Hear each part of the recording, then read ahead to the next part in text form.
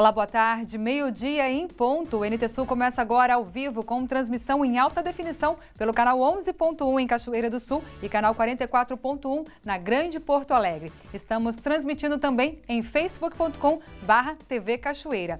E hoje, 8 de março, Dia Internacional da Mulher, nós prestamos nossa homenagem e buscamos algumas respostas com as homenageadas da data. Afinal, o que querem as mulheres? A mulher quer tudo, quer casa, quer marido, quer filho, quer trabalho. É bem bicho difícil mesmo. E hoje também é Dia Mundial do Cuidado com os Rins.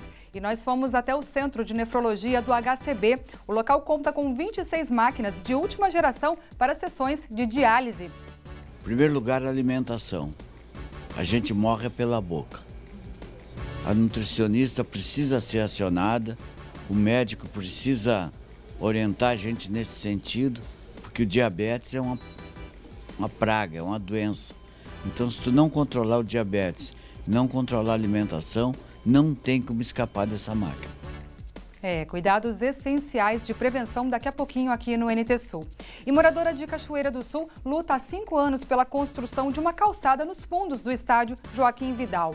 Ela pede ajuda aos vereadores e avisa, se acontecer uma tragédia no local, a administração municipal será responsabilizada. Vai ser a minha última tentativa, né? E infelizmente, se nós não formos atendidos e houver essa intervenção, né? Eu acho que a coisa então aí vai ter que, não sei dizer como que nós vamos agir, né? Mas certamente, se ocorrer uma tragédia, nós vamos responsabilizar o governo.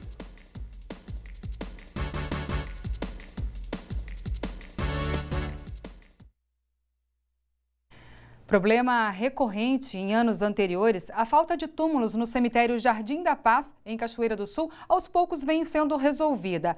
Até o final de abril, mais 40 carneiras serão entregues pela Secretaria Municipal de Obras.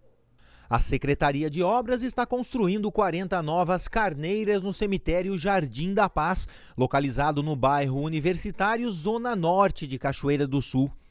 Um dos problemas relacionados ao local era a falta de espaço, e isso preocupava a população, tendo em vista que o problema ocorria há anos nos 2 cemitérios municipais. No ano passado, como que a gente conseguiu regularizar essa situação? Primeiro, a gente chamou todas as funerárias responsáveis, que ninguém melhor do que eles entendem diariamente dessa situação, e a gente chegou numa conclusão que era gestão. Hoje, tanto o cemitério municipal quanto aqui no Jardim da Paz, diariamente ele tem alguma vaga em carneiras que estavam ocupadas e que a gente pode desocupar por inadimplência. Então, primeiramente, a gente conseguiu fazer um levantamento, o que tinha de inadimplente, né? Notificamos, fizemos todo o trâmite necessário. Só que, até então, sempre que precisava de um sepultamento, né, o que acontecia? Era solicitado no dia. E isso fica muito ruim, porque daí tu acaba tendo que correr atrás, né, da máquina.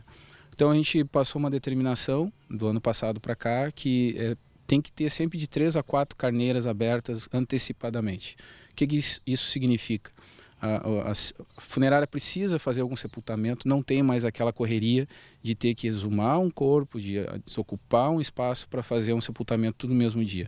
Hoje já nós temos sempre 3 à frente desocupados, isso é gestão, né? E segundo lugar, é o investimento que a gente agora conseguiu dar mais continuidade, que é a construção de carneiras novas, né? Mas isso é apenas para desafogar, aumentar o espaço que nós já temos, mas a grande conquista, eu acredito, é isso. A questão da gestão no que diz respeito aos espaços já existentes. A gente percebe que existe uma área grande aqui ainda. A tendência é que a prefeitura continue fazendo novas carneiras, esse trabalho siga. Com certeza, é um trabalho, e aqui eu faço menção aos nossos funcionários da Secretaria de Obras, né, porque estão aqui no dia a dia, no sol, né, trabalhando. Não sou eu que faço, a gente faz a gestão, e eu sempre gosto de salientar isso, a importância que cada funcionário tem no seu setor. Né? E eu não dei meta para eles, tem que construir tantas, 10, 20, 30, 40. Não, a gente tem ao longo do governo, até o final do nosso governo, a gente vai seguir esse trabalho. Ele pode parar por algum tempo, por falta de material, pelo tempo chuvoso, mas sempre que possível a gente vem aqui e dá continuidade. E eu acredito que agora, essa segunda etapa a gente levou 6 dias para fazer, eu acredito que no mais tardar aí, início de abril, a gente vai estar concluindo toda essa etapa aqui. Quantas carneiras novas vão estar à disposição? Nessa região aqui são 5, 10, são 40. Só nesse bloco são 40 carneiras que vão ser, dentro de 30 dias no máximo, ficarem prontas, né? E a gente vai seguir. Como tu pode ver, tem um espaço suficiente aqui para a gente seguir a construção. 12h05 pelo horário de Brasília. Vamos à primeira participação conosco aqui no nosso Face. William Barreto, parabéns pelo dia de vocês, mulheres. Desejo a vocês um excelente dia e um feliz Dia das Mulheres a todas. Muito obrigada, William. Tudo de bom, viu, para você. Obrigada pelo carinho. E na Semana da Mulher, a Fundação de Economia e Estatística divulgou um estudo que mostra, em números, o que todos nós já sabemos, infelizmente. Quando a crise aperta, as mulheres sofrem mais do que os homens com a falta de emprego. A preferência nas vagas hoje no Cine era para as mulheres. A Thaís não pensou 2 vezes para tentar a volta ao mercado de trabalho depois de 1 ano e 3 meses do nascimento da filha. Ontem eu vi na TV que ia ter bastante vaga, daí eu disse, eu vou ir com ela, não tem com quem deixar, mas eu vou pegar e vou vir, vou trazer ela. E vou conseguir, tanto que agora eu consegui uma vaga, agora eu vou passar para a entrevista. Estou bem feliz, né? A Clair resolveu fazer uma nova tentativa, já que há tempo não consegue a carteira assinada. Há quanto tempo a senhora está desempregada? Faz mais de 1 ano e meio. Qual é a dificuldade que a senhora tem encontrado para conseguir uma reposição? A gente vai no Cine, pega a cartinha, chega lá, faz entrevista, tem várias outras pessoas e não acha nada, né? Tá sobrando pessoas, né, que precisando de emprego. Desde 2015, com o aumento da recessão, o emprego vem caindo.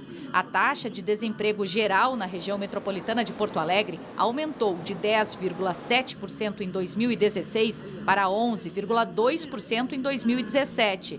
Só que olhando o recorte de gênero, a pesquisa de emprego e desemprego da FEE, FGTAS e DIESE mostra a maior retração no nível ocupacional da série histórica de 25 anos para as mulheres. A proporção no total de ocupados da PED caiu de 46,2% para 44,9%. O mercado de trabalho foi muito mais severo para as mulheres do que para os homens. Então, quando a gente olha a taxa de desemprego, o desemprego aumentou somente para as mulheres, né? O contingente de mulheres desempregadas aumentou, elas passaram a ser a maioria dos desempregados aqui na região metropolitana de Porto Alegre.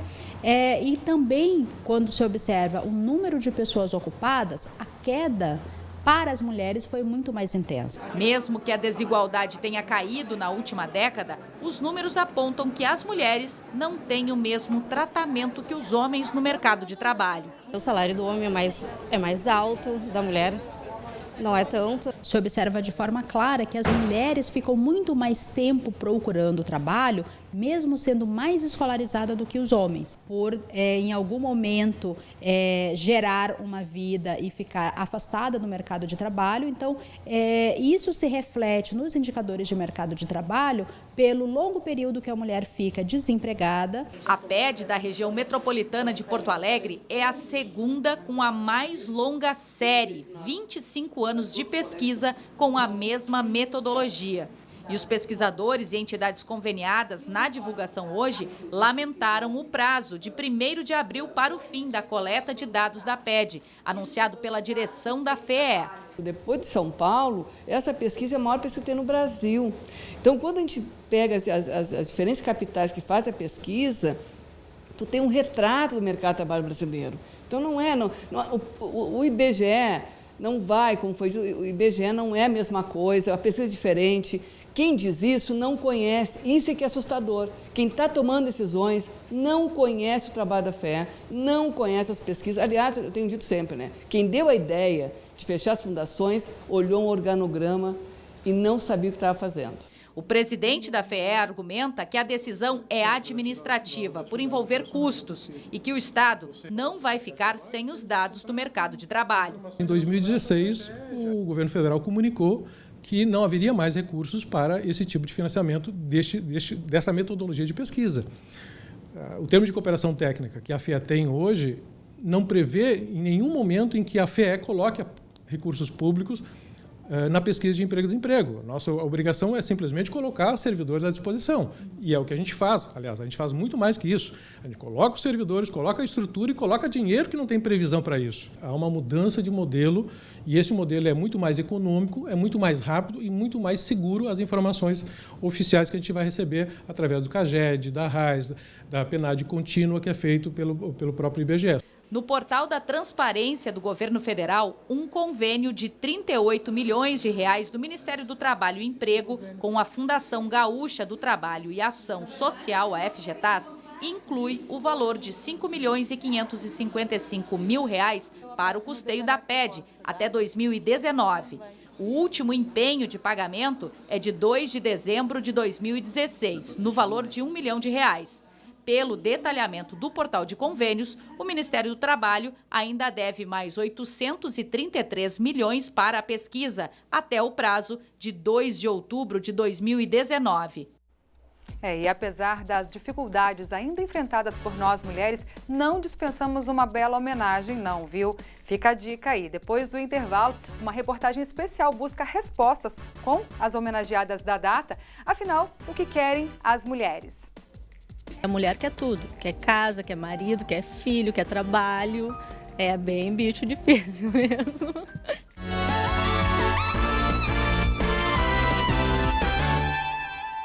Após ter se tornado réu na Operação Lava Jato com o acolhimento de denúncia pelo STF pelos crimes de corrupção passiva e lavagem de dinheiro, como noticiado na edição de ontem no NT Sul, o deputado federal José Otávio Germano encaminhou à nossa redação uma nota oficial sobre a decisão do Supremo Tribunal Federal. Abre aspas.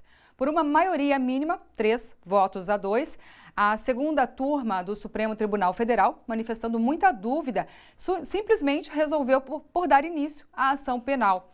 Tive um trabalho parlamentar vigorante nos últimos 3 anos e sou candidatíssimo à reeleição, convicto que alcançarei meu 8º mandato parlamentar. Meu currículo fala por si. Fecha aspas. A nota de José Otávio Germano continua com o currículo dos postos que já ocupou na vida pública até então. E termina com a declaração de que é um homem acostumado a vencer desafios e a enfrentar as injustiças da vida, comprometido com o Rio Grande e com muitos municípios que ajuda e assim fará sua caminhada. Ele ressalta que essa caminhada será vitoriosa mais uma vez. A nota, na íntegra, já está publicada no nosso site, novotempo.com/NTSul. Especialistas em segurança pública em todo o mundo defendem que o consumo desenfreado de álcool compromete o discernimento, funções cognitivas e especialmente contribuem para a violência. Um episódio de depredação ocorrido no último fim de semana em Cachoeira do Sul pode ter sido motivado pela falta de controle no consumo de álcool, segundo a análise de Júlio Mafuz. Olá, boa tarde. Os episódios ocorridos na madrugada de domingo em Cachoeira do Sul, ali no setor dos engenhos, foi, sem sombra de dúvida, algo a se lamentar e algo principalmente a se questionar. É inconcebível que jovens apedrejem um estabelecimento comercial de maneira tão violenta, tão assintosa como a realizada nesse último final de semana em Cachoeira do Sul.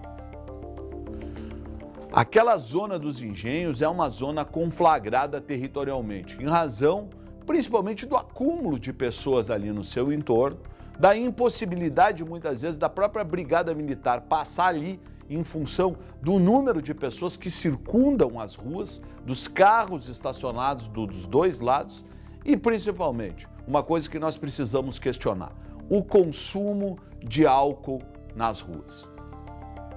Todo e qualquer especialista em segurança pública hoje defende a tese de que nós temos que começar a restringir algumas coisas. É óbvio que a gente não gosta de proibir, é óbvio que a juventude não gosta de proibições, mas é fundamental que nós tenhamos a presença do Estado agindo. E nesse momento, o consumo desenfreado de álcool nas ruas é extremamente pernicioso, não só à saúde pública, mas um incitador da violência. Aquelas pessoas que apedrejavam a boate em si eram pessoas que estavam, sem sombra de dúvidas, fora do seu padrão normal, ou com álcool ou com alguma outra substância, digamos, não lícita. O importante é que nós tenhamos uma política de segurança pública na cidade, em Cachoeira do Sul. E acho que restringir locais de estacionamento em certos pontos na noite, principalmente no entorno de bares e postos de gasolina, e proibir efetivamente o consumo de álcool nas ruas e praças, são medidas fundamentais que muito vão ajudar a gente manter um pingo de normalidade. Os comerciantes e os cidadãos precisam ter tranquilidade, uns para dormir e outros para poderem trabalhar. Falei e assino embaixo. A Sulani Machado, moradora do bairro Frota, em Cachoeira do Sul, luta há 5 anos para que a calçada de um dos lados do estádio municipal Joaquim Vidal seja feita. Na última sessão da Câmara, ela usou a tribuna para pedir ajuda aos vereadores, prevendo que algo mais grave aconteça. Na última semana, o NT Sul retratou um drama vivido por moradores da Rua General Osório, no bairro Frota. Uma calçada que pertence ao estádio municipal Joaquim Vidal, segundo os moradores, não tem a menor condição de ser usada. Com a reforma do muro do estádio, entulhos e lixos ficaram acomodados onde deveria ser o passeio público. Motivo de manifestação do Ministério Público, que acusa a Prefeitura de Cachoeira do Sul de omissão, já que é dela a responsabilidade por manter o local em condições de uso. O caso continua sem solução. Sulani Machado, moradora da Rua General Osório, afirma que a situação pode gerar um acidente grave se providências não forem tomadas pelo prefeito. O que está ocorrendo realmente é que existe um problema muito sério de segurança e há já um inquérito junto ao Ministério Público, porque eu dei entrada no Ministério Público para fazer essa obra, né? Junto a um inquérito para que a prefeitura tome providências, né? E esse inquérito vai, se não for obedecido, esse inquérito é para investigar a omissão da prefeitura quanto a esse problema. E se eles não resolverem, vai haver multas, né? E responsabilidade talvez até mesmo por algum acidente ali. Porque são crianças, que eu já ressaltei da outra vez, crianças, idosos, que transitam por ali. E justamente naquele pedaço é o pedaço mais perigoso da General Osório. O Ministério vai ser obedecido, tenho certeza disso, mas nós não podemos esperar, porque se até o momento a prefeitura não se manifestou, né, nós vamos ficar aguardando até que eles resolvam. E a gente não pode esperar. Esse é o nosso dilema. Nós não podemos mais esperar. O vereador Carlos Alberto afirmou que falta fiscalização por parte do município. Ele afirma que o fato da prefeitura não acompanhar como deveria as obras feitas pela municipalidade causa prejuízos à população de Cachoeira do Sul. Olha, tem vindo a nós, vereadores, muitas reclamações que obras estão sendo feitas a todo momento. O município só vai no final da obra para dar o ok, dar o habite, e muitas vezes chega lá, tranca-se o habite, tranca-se a ocupação dessa obra, dessa construção, porque não acompanhou durante a obra, o desenvolvimento da mesma, passo a passo da construção. A nossa exigência é que o município, através de uma comissão, ou através do setor competente, que cuida dessas obras aí, em parceria com o CREA, visite cada obra em cada etapa dela, exigindo que sejam feitas todas as etapas de forma exigida por lei. Porque senão vamos ter muitas obras que vão estar paralisadas no meio do caminho aí, ou que não vão ser habitadas, ou que não vão ser utilizadas. Um exemplo seria o muro do estádio Joaquim Vidal. Se tivesse o cuidado de recuar o muro em torno de meio metro, que não vai fazer diferença nenhuma para o estádio, porque tinha verba para isso. O material ia ser usado, o tijolo ia ser o mesmo, o dinheiro é o mesmo, não ia ter custo extra nenhum. Só que foi retirada da calçada e os entulhos estão lá. Ou seja, não foi acompanhado passo a passo da obra, a obra foi entregue, na verdade foi feita uma meia sola no muro, só botaram um reboco, reforçaram, que nem vigas novas foram feitas, né? E estamos lá, a comunidade reclamando porque não tem passeio público e coloca em risco aí a vida de quem passa por ali, porque realmente está intransitável. Sulani afirma ser desgastante tudo isso e que a cobrança que fez aos vereadores na última sessão será sua última tentativa. Vai ser a minha última tentativa, né? E infelizmente, se nós não formos atendidos e houver essa intervenção, né? Eu acho que a coisa então aí vai ter que, não sei dizer como que nós vamos agir, né? Mas certamente, se ocorrer uma tragédia, nós vamos responsabilizar o governo. A luta das mulheres por direitos, melhores condições de vida e trabalho no início do século XX motivou o surgimento do Dia da Mulher, que se consolidou mundialmente. Só que um dia, 8 de março, ou até o mês inteiro, não conseguem abordar ou definir o imenso e surpreendente universo feminino e nem amenizar os grandes desafios enfrentados por elas atualmente. Mas uma homenagem é sempre bem-vinda, não é mesmo? Mulheres? Nem mesmo Sigmund Freud, o pai da psicanálise, explica. Ele dizia: nunca fui capaz de responder à grande pergunta: o que uma mulher quer? Ele poderia ter sido mais humilde e ter perguntado para uma mulher. A resposta é simples. A mulher quer tudo, quer casa, quer marido, quer filho, quer trabalho. É bem bicho difícil mesmo. E justamente por ser esse bicho difícil que elas incitam tantas definições, até dos homens. Um ser único. A mulher é tudo, é o princípio, o meio e fim. É o mistério delas mesmo, assim, aquela coisa insondável, né, que a gente nunca conhece o suficiente, né? Isso aí já faz parte da natureza feminina, né? Meio mística, um pouco diferente, assim. Segunda, eu começo uma dieta. Dieta? Corpo em forma? Coisas de mulher. Preocupações que desaparecem diante de uma gravidez onde o corpo se deforma, foge dos padrões, mas elas se sentem o máximo. Mas o papel da mulher vai muito além da maternidade. Somos múltiplas e também incompreendidas, coisa que os homens chamam de instabilidade. Tu muda assim de uma hora para outra? Sempre. Às vezes estou boa, às vezes não. Que se saiba de algo que a gente não quer dizer, que isso venha, que a pessoa perceba isso sem que a gente precise falar. Por mais que seja esquisito, eu respeito. Maior esquisitice é ficar cobrando da gente que faça as coisas. Elas pedem uma coisa e não esperam nem passar 6 meses e já estão pedindo de novo. Para boa parte das mulheres, essa instabilidade que ocorre em certo período do mês tem um nomezinho de 3 letras: TPM. Ou seja, todos os problemas misturados. Até em função da TPM, tem muita coisa assim que a cabeça da gente funde, assim, pensando que hoje a gente quer tudo, quer globalizar tudo ao mesmo tempo, né? O Sony Marques trabalha há 37 anos como consultor de modas e atende muitas mulheres no dia a dia. E com isso, Sony, com certeza já deu para conhecer um pouquinho sobre os gostos e sobre quem são as mulheres. A mulher se veste para o homem ou para ela mesma? Infelizmente, a mulher se arruma para ela mesma. Tô quase pronta!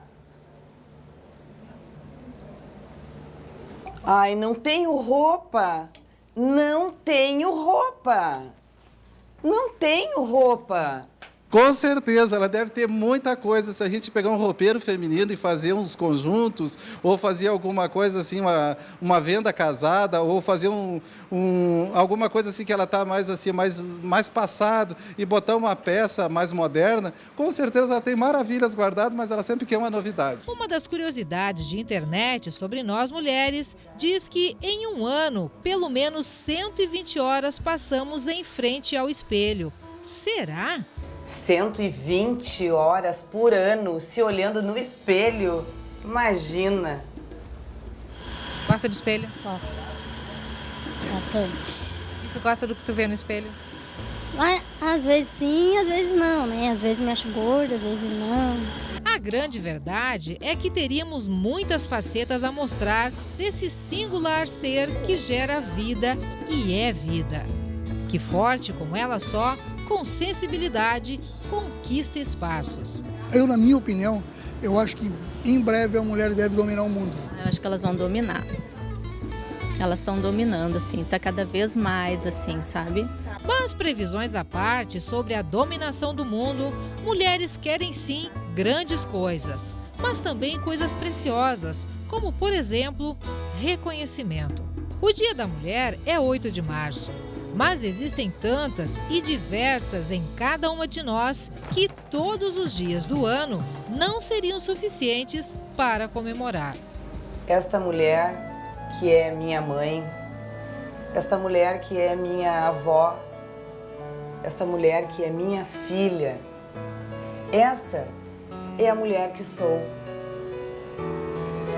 Sou todas elas e ainda mais algumas, e nenhuma delas é a mulher que sou.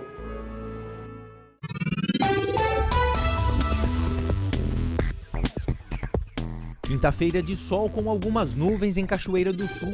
Não há possibilidade de chuva hoje. A umidade relativa do ar fica entre 43% e 97%. Mínima de 14, máxima de 29 graus. Sexta-feira, sem previsão de chuva. O dia será de sol com algumas nuvens. Noite com poucas nuvens. As temperaturas ficam entre 17 e 31 graus. No sábado, o dia será de sol com nuvens e aumento de temperatura durante a tarde. O calor volta com força em Cachoeira do Sul. Mínima de 19, máxima de 33 graus. Confira no mapa como fica o tempo hoje. O sol predomina no Rio Grande do Sul neste 8 de março, Dia Internacional da Mulher. Muitas áreas do estado terão amplos períodos de céu claro e nuvens esparsas devem aparecer no leste gaúcho. O dia começou frio com temperatura baixa em praticamente todas as cidades do estado gaúcho. Com a presença do sol e do ar seco, a temperatura se eleva rapidamente, mas com tempo agradável já no início da tarde. Na capital Porto Alegre, a máxima prevista é de 30 graus. Em Uruguaiana, na fronteira oeste, 31. Em Passo Fundo, no norte do estado, 27 graus. E em Santa Maria, na região central, 30. Para o litoral norte, Tramandaí, Torres, 25 graus. E em Pelotas e Rio Grande, no sul do estado, 28.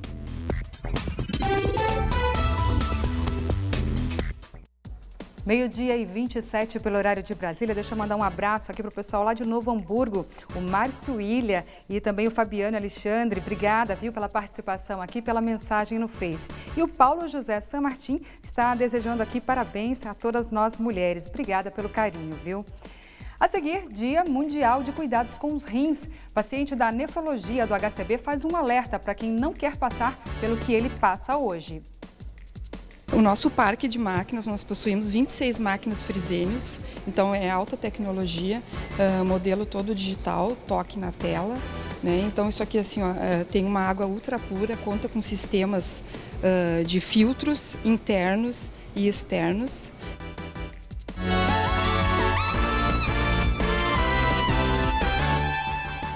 A volta às aulas já se deu em quase todas as escolas do estado. Algumas, por conta da greve, tiveram um atraso no início do ano letivo 2018.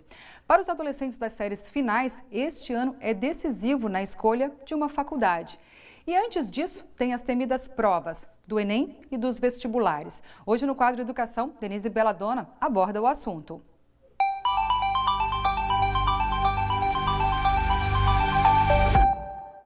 Boa tarde. Os professores, assim como pais, estão sempre tentando munir os seus alunos daquilo que vão precisar. Hoje ou amanhã, queremos prepará-los para a vida. Por isso estou voltando ao assunto do vestibular e Enem. Agora, por ocasião do reinício das aulas, chegou o momento de tomarmos as atitudes planejadas e necessárias para que tudo dê certo. Eu estendo hoje o assunto conversando com a professora Priscila. Boa tarde, professora. Boa tarde, muito grata pelo convite. É sempre um prazer poder falar um pouquinho desses temidos concursos, né, que assustam tanto os nossos alunos. Verdade, a Priscila ministra aulas de língua portuguesa, redação e literatura para os estudantes do ensino médio. E juntas nós vamos tentar aproximar dos estudantes, especialmente os do ensino médio, e levar-lhes a possibilidade de pensarem já com vistas a estas provas, que são as portas para as universidades. A professora Priscila, ela já esteve conversando conosco sobre o assunto num comentário passado, que vamos relembrar hoje sobre Enem e vestibular. Então, a professora recorda para nós as principais diferenças que tem o Enem para o vestibular com relação às suas provas? Em relação à área das linguagens, que é a área que eu costumo analisar com mais frequência, como é a área que eu trabalho, é possível perceber que tem um olhar diferenciado em relação a esse objeto de estudo que é a linguagem. No Enem, a gente tem uma abordagem por áreas, né? Então, não olhamos apenas para a língua portuguesa, mas a questão da expressão linguística, os recursos linguísticos utilizados para passar determinados sentidos. Entra também a teoria dos gêneros textuais, como, por exemplo, a função de um texto, a circulação, a intenção do autor, diferente da maioria dos concursos de universidades particulares, né? E algumas federais também, né? Ainda mantém essa estrutura voltada para um olhar para um texto e dali se retiram essas questões, né? No Enem nós temos vários textos que geram uma questão. Então, os vestibulares, eles trabalham com um olhar um pouquinho mais conteudístico, né? Enquanto o Enem trabalha com um olhar um pouco mais contextualizado, olhando para outras questões linguísticas. A gente percebe que as escolas já têm adaptado os seus currículos desde a educação infantil. Já estamos percebendo, depois que o Enem passou a ser uma prova de seleção para o ensino superior. Mas e os estudantes, quando que eles deveriam acordar para essa intenção de preparar-se para Enem ou vestibular? De fato, já há uma preocupação bastante grande nas escolas de ir trabalhando aos poucos essa preparação, porque o Enem trouxe uma nova visão de olhar para as disciplinas, essa questão da interdisciplinariedade, né? De tentar fazer com que o aluno estabeleça relações com o conteúdo aprendido lá na escola, para que ele consiga, a partir dessas relações, construir às vezes o seu próprio ponto de vista, ser um sujeito crítico, né? Presente na sociedade. Cada aluno é diferente, né? Cada um tem um tempo de preparação diferente, mas eu acredito que a preparação para que se tenha um bom desempenho no Enem e assim como nos vestibulares também deve acontecer a partir do momento que ele entra no ensino médio, porque ele já aí na grade curricular entram disciplinas como física, química, que geralmente não são exploradas ainda no ensino fundamental 2. Para interpretar e aplicar o conhecimento, é imprescindível que se tenha poder desse conhecimento, como tu estás dizendo. Então, é o momento dele se apoderar do conhecimento. Então, percebe-se que o estudante de hoje deve estar muito ligado também às coisas que acontecem no mundo. Você sugere isso também, Priscila? Com certeza. É justamente isso que eu havia falado, né? De que ele consiga estabelecer relação com aquele conteúdo que é trabalhado no ambiente escolar, com aquilo que está acontecendo no mundo. E, sem dúvida, estar inteirado das coisas que acontecem é fundamental para que ele consiga desenvolver, por exemplo, uma boa redação, que está sempre presente nas provas do Enem e dos vestibulares também. Então, esse posicionamento, né, essa atualização deve ser uma atividade constante na vida de um vestibulando. Vamos ver isso aqui um pouquinho mais na prática mesmo, porque eu estive conversando com 2 estudantes, na outra ocasião, quando falamos de Enem e vestibular, e o Marcelo e a Maria Augusta. E eu gostaria de analisar agora contigo algumas colocações deles, pedindo que sobre essas colocações, tu dês algumas dicas de preparação justamente para esses que estão agora entrando, né, no ensino médio, estão se preparando, alguns, quem sabe, para o ano que vem, estarão prestando estas provas. Isso pode servir de ajuda para essas pessoas, essa é a nossa intenção aqui.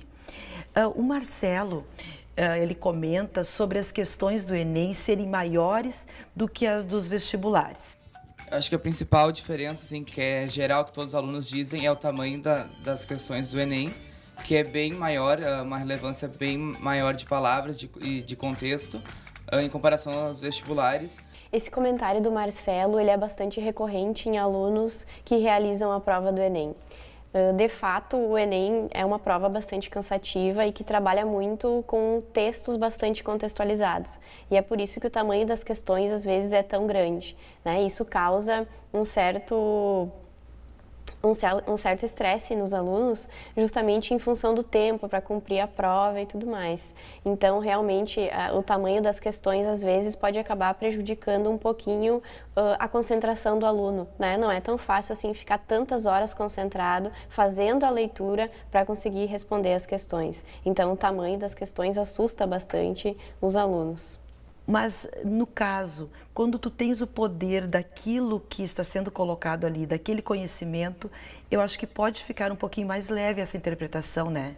Com certeza, porque aí consegue de forma mais fácil estabelecer essas relações. A gente não pode esquecer que as questões do Enem, elas são montadas a partir de uma matriz de habilidades e competências. Então, determinadas habilidades já vão ser testadas a partir daquelas questões.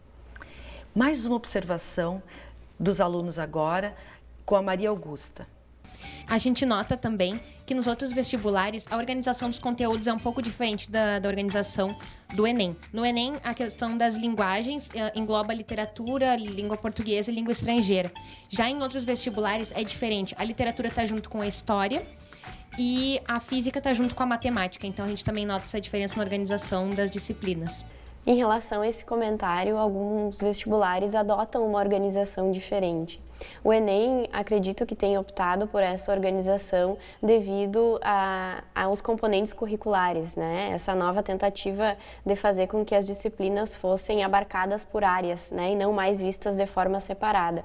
Alguns vestibulares mantêm uma prova temática, como por exemplo a prova da Unifra, que nessas últimas edições, ali de 2017, optou por trabalhar com a obra O Pequeno Príncipe. Então todas as disciplinas tiveram essa mesma temática, o que é uma iniciativa bastante interessante, né? Porque dá um novo olhar para esse momento tão difícil que é prestar um vestibular. E voltando ao cansaço, né, que o Marcelo falou, vamos ouvir mais um pouco sobre isso. O Enem eu achei mais tanto cansativo, daí no realizar a prova no total assim, a gente estava muito cansado no final. Os vestibulares têm a tendência de olhar de uma forma mais objetiva para o conteúdo, né? Além do tamanho das questões também serem menores. Então, como por exemplo na língua portuguesa, que é a minha área, quando eu faço análise de uma questão de vestibular, ela geralmente é muito mais rápida do que a análise de uma questão do Enem, porque o vestibular trata de tópicos gramaticais muito mais pontuais. Então, aquele conteúdo que a gente costumava chamar de decoreba, ele funciona muito bem, né? Então, o aluno acessa aquele conteúdo decorado e responde com muito mais facilidade do que uma prova do Enem. Vamos ouvir agora, então, a fala da Maria Augusta quando ela faz uma comparação entre as provas que ela realizou. Baseada na preparação dela, é claro, né, podemos ver aí que não existe uma regra de mais fácil ou mais difícil. Existe sim um preparo na maior parte dos aspectos possíveis para se preparar. Eu acho que o mais simples para mim foi fazer o vestibular da Unicinos. Eu achei o mais simples deles. Depois o Enem, com muita interpretação. E o mais difícil para mim foi o vestibular da PUC, que é, embora seja um vestibular de uma faculdade privada, que geralmente tem fama de ser um vestibular mais simples, a PUC tem um vestibular bem mais complicado que o Enem. Eu acho que o foco, né, de cada aluno vai demandar determinada preparação. A prova do Enem, por exemplo, exige que um aluno, ao longo do ano e ao longo da sua formação, treine muito a sua capacidade de se manter concentrado no momento da leitura. E também, quanto maior for a carga de leitura desse aluno, mais facilidade ele vai ter para conseguir fazer a prova. Já um candidato que pretende fazer algum outro vestibular, a questão do conteúdo tem que estar muito presente. O conteúdo da disciplina ele precisa estar de fácil acesso. Então, são preparos diferentes. Assim como a gente consegue se preparar para realizar determinada atividade física, a gente também pode preparar a nossa mente, nosso intelecto. Por exemplo, para suportar várias horas lendo um texto e mantendo, né, aquele foco em relação às informações principais, às informações secundárias. Então, a preparação, sim, ela é muito importante, né? E essa preparação, É importante salientar que ela não deve acontecer só lá no mês de outubro para a prova acontecer em novembro, né? É uma preparação que demanda tempo, que demanda bastante prática. Então, a realização de outras provas que tenham essa mesma característica, né, que tenham uma estrutura afim, é muito importante para que o aluno se sinta preparado, né? E a questão do estresse, e por estar sendo desafiado naquele momento, também não prejudique o desempenho. E o tema da redação? Os estudantes também falaram dele. E foi muito complicado para nós mesmo, a gente conversou na escola e a gente não estava esperando aquele tema, a gente estava esperando um meio ambiente, lixo, alguma coisa assim. E pegou, acho que a gurizada inteira de surpresa, sabe? E aí, adivinhar ou começar a se preparar, como tu já disseste? A adivinhação sempre é uma barreira muito grande para os professores de redação, né? A gente aposta em vários temas, está sempre ligado naquilo que está acontecendo na sociedade para tentar adivinhar o tema. Mas eu acredito que a grande aposta seja mesmo na preparação. Quando fala em textos, né, em produções textuais voltadas para os vestibulares, o gênero, a tipologia textual que predomina é dissertativa argumentativa. Então, tem que apostar mesmo na preparação para conseguir argumentar, para conseguir refletir sobre aquele problema social que está sendo posto e estabelecer essas relações com todo o conteúdo desenvolvido ao longo da vida escolar. Então, acredito que muito mais do que adivinhação vai na preparação, né? Um bom articulista, por exemplo, não teria nenhum problema em resolver, né, em conseguir fazer uma boa produção textual no tema da última redação do Enem, que foi uma redação bastante surpreendente para a grande maioria dos candidatos. Há um dito popular que menciona a pessoa inteligente como aquela que aprende com os próprios erros e coloca como sábio aquele que aprende com os erros dos outros. Erros ou acertos, não sabemos quantos, mas quem está nos assistindo ouviu e viu aqui que estudantes, como qualquer um que está aí nas nossas escolas, colocando as suas constatações e que com certeza podem servir de alerta para quem quiser se dar bem. Professora Priscila, muito obrigada pela sua presença aqui conosco, a colaboração de novo, né, pela segunda vez. E deixa mais um recado aí para os nossos estudantes que puderam assistir, aqueles que querem ingressar na universidade. Qual é o seu recado para eles? Mais uma vez eu agradeço o convite, foi um prazer imenso estar aqui contigo hoje. Eu deixo como uma dica, né? Que comece a preparação, que tenha uma organização, um plano de estudos é fundamental, que tenha o acompanhamento dos professores, né? É sempre uma grande honra poder acompanhar o desenvolvimento de um aluno. Então, aqueles que não podem investir em cursos preparatórios, né, para o Enem, para o vestibular, que tentem manter uma rotina de estudos, isso é muito importante. Não deixar para se preparar só lá no último mês, né, quando o Enem vai para a mídia realmente. Então, apostar na preparação, tanto nas disciplinas das linguagens, da redação, como na física, na matemática, que são disciplinas bastante pesadas, né, que amedrontam um pouco os alunos no momento da prova, é fazer simulados, refazer questões, fazer provas, né, buscar por essas informações e sempre apostar bastante nesse tempo dedicado à leitura, porque esse treinamento ele é fundamental para que consiga, né, realizar uma prova sem sentir aquele cansaço no final, sem chegar no final da prova e já não conseguir mais entender aquilo que está lendo. Então, apostar nessa preparação desde o início, né, início do ano, se já está no primeiro ano, começar a fazer o Enem, agora está aberto para os treineiros também, né? Então, quem quer fazer só para treinar suas habilidades, é muito válido começar a fazer, assim como os outros vestibulares também aceitam, né, as inscrições só para treinar. Então, isso é bastante importante mesmo.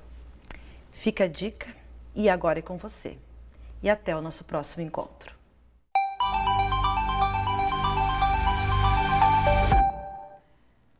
Agora, 12h45 pelo horário de Brasília. Obrigada a você que está mandando mensagem pra gente pelo Face e também pelo WhatsApp, viu? Aqui tá a Juliana Marques, beijos a todos vocês, um beijo para você também, obrigada pelo carinho, viu? Um abraço todo especial para dona Elore, aqui de Cachoeira do Sul. Ela fez aniversário esta semana e também pelo Dia Internacional da Mulher, tudo de bom para a senhora, viu? Parabéns, que Deus abençoe sua vida. Hoje, além do Dia Internacional da Mulher, também é Dia Mundial do Rim. Anualmente, 10% da população mundial é acometida por problemas renais. O Hospital de Caridade e Beneficência de Cachoeira do Sul oferece para toda a região um serviço de alta qualidade no Centro de Nefrologia. Você vai conhecer agora como funciona esse centro. O Dia Mundial do Rim, comemorado anualmente toda segunda a quinta-feira de março, alerta para a importância da saúde renal. A data, que coincide este ano com o Dia Internacional da Mulher, chama atenção para dados sobre a doença. Com o tema Saúde da Mulher, cuide dos seus rins, o objetivo da campanha é promover a prevenção das doenças renais e estimular os cuidados com a saúde. A Sociedade Brasileira de Nefrologia coordena anualmente ações e campanhas com o intuito de diagnosticar precocemente e também prevenir pacientes com doenças crônicas renais. Em 2017, o Brasil foi o país mundialmente que mais campanhas fez sobre esse assunto. Para comemorar o Dia Mundial dos Rins, nós estamos no serviço de nefrologia do HCB em Cachoeira do Sul e vamos mostrar para vocês como funciona o atendimento e como são tratados esses pacientes, que agora no dia 10 de março, no próximo sábado, esse serviço completa 12 anos aqui em Cachoeira. O Hospital de Caridade e Beneficência de Cachoeira do Sul possui um moderno centro de nefrologia. Um dos serviços disponibilizados pela unidade é a hemodiálise. Com capacidade para atender 120 pacientes, o local conta com equipamentos de última geração, mas o carinho com os pacientes é fundamental nesse processo. É muito importante. É um conforto que eles têm, a gente está aqui sempre do lado deles, dando um carinho. É muito bom. O senhor me dizia que elas tratam muito bem? Muito bem, muito bem. O senhor é bem cuidado aqui? Graças a Deus. Há quanto tempo faz tratamento aqui? Vai fazer agora em outubro, vai fazer 10 anos. A diálise foi implantada ao longo de 2006, ainda com equipamentos bem menos desenvolvidos, comparados aos que o centro tem hoje. O serviço foi se consolidando ao longo dos anos e a tendência é que continue a crescer. Foi um trabalho longo, né? São 12 anos. Então essa proposta começou a se configurar em 2004, mais ou menos, quando surgiu a ideia de se ter um serviço, até porque o hospital, atendendo toda a região, observava que a demanda de pacientes nefrológicos era bastante grande e a região contava com um serviço, né, dentro do município de Cachoeira. E com a vinda do Dr. André Porognoff, que é um nefrologista, né, se começou então a pensar na possibilidade do hospital, um hospital geral, ter um serviço próprio de nefrologia. Então, com essa questão, a gente começou a pesquisamos outros serviços de referência e fomos montando uma proposta. Isso foi consolidado, então, em 2005, na qual a gente começou a montar a equipe, então, para atuar na hemodiálise, vamos pensar assim. E em 2006, então, inauguramos o nosso serviço, dia 10 de março de 2006, e se começou, então, a atender a região. Milene, hoje vocês contam com equipamentos de ponta. Isso aí também influencia na qualidade de vida dos pacientes que fazem a diálise. Com certeza. O nosso parque de máquinas, nós possuímos 26 máquinas Fresenius, então é alta tecnologia, modelo todo digital, toque na tela. Né? Então isso aqui assim, tem uma água ultra pura, conta com sistemas de filtros internos e externos. Né? Além de que nós temos um sistema de tratamento da água com uma osmose duplo passo, né? Que fica em outro ambiente depois, que a gente pode passar ali para vocês verem. E é uma água ultra pura. Então, assim, é um tratamento de água dentro do serviço de hemodiálise. O processo antes doloroso e sem muitos recursos deu lugar a um processo menos invasivo. Getúlio é paciente da nefrologia há alguns anos e relata o cuidado das enfermeiras com os pacientes. Perguntei a ele se o serviço oferecido era bom. Muito bom. Eu me sinto assim numa garantia total. Eu e os meus colegas aqui, que são todos na mesma situação, eu me sinto numa garantia total. Essa máquina, bendita máquina, substitui os meus rins que pararam de funcionar. Por falta de cuidados, por falta de prevenção, por falta de uma série de coisas que as pessoas deixam de fazer, o rim para de funcionar. Aí tem essa máquina que substitui. O atendimento é espetacular, é uma vida nova, é só tu te adaptar, que tu precisa ficar 4 horas aqui e pronto, e a vida fica melhor. Adilson Teodoro, coordenador do Serviço de Nefrologia, reafirma que exames preventivos são o melhor caminho para evitar problemas renais, mas que muitos acabam nas máquinas de diálise pelo não cuidado com a alimentação e também com o estilo de vida. Medidas preventivas são o carro-chefe para não chegar no estágio final da doença renal. Alimentação, hábitos saudáveis, uso consciente de medicamentos, conhecer a sua creatinina, né, dosar a creatinina e ter um acompanhamento médico para isso é importante para não desenvolver aí a doença renal. A Thaís vem de Ibarama a Cachoeira do Sul para fazer tratamento de hemodiálise. Thaís, você está aí na fila aguardando um transplante. Quantas vezes por semana você faz todo esse trajeto? 3 vezes ao dia, de segunda, quarta e sexta. Segunda, quarta e sexta. Você viaja quanto tempo até chegar aqui no HCB? 2 horas de viagem. Aí são mais 4 horas de tratamento e mais 2 para voltar. Isso aí. E fora que eu venho bem cedo, daí tem que esperar para poder fazer a hemodiálise. Como é que é para você, com 22 anos, passar por todo esse processo? De início não foi fácil, mas agora está sendo tranquilo porque eu sei que eu tô nas mãos deles, nos profissionais bons. Como é que você descobriu que você tinha problema nos rins? Eu, de nascença, tinha uma atrofia num rim direito e o esquerdo começou a secar com o tempo, mas de nascença já. Aí você está agora aguardando um transplante. Transplante que o meu marido, ele vai fazer os exames e deu compatível sangue, daí acho que ele vai conseguir doar para mim um rim. No Brasil, segundo o Conselho Nacional de Nefrologia, existem aproximadamente 20 milhões de pessoas que sofrem de problemas nos rins e que, infelizmente, esse número pode crescer. Getúlio nos deixa um alerta quanto ao cuidado com a nossa saúde. Em primeiro lugar, a alimentação. A gente morre pela boca.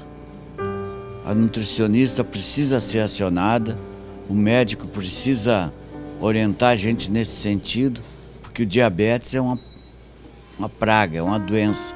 Então, se tu não controlar o diabetes, não controlar a alimentação, não tem como escapar dessa máquina. É isso aí. Cuide-se, viu? Nós ficamos por aqui. Obrigada pela sua companhia e pelas mensagens no Face e também no WhatsApp. E se você ainda não tem nosso número, anota aí que eu falo para você. Código de área 51 99769 7129. 99769 7129. Mande sua sugestão de reportagem pra gente. Um feliz Dia das Mulheres a todas nós, viu? Uma ótima tarde para você. Até amanhã.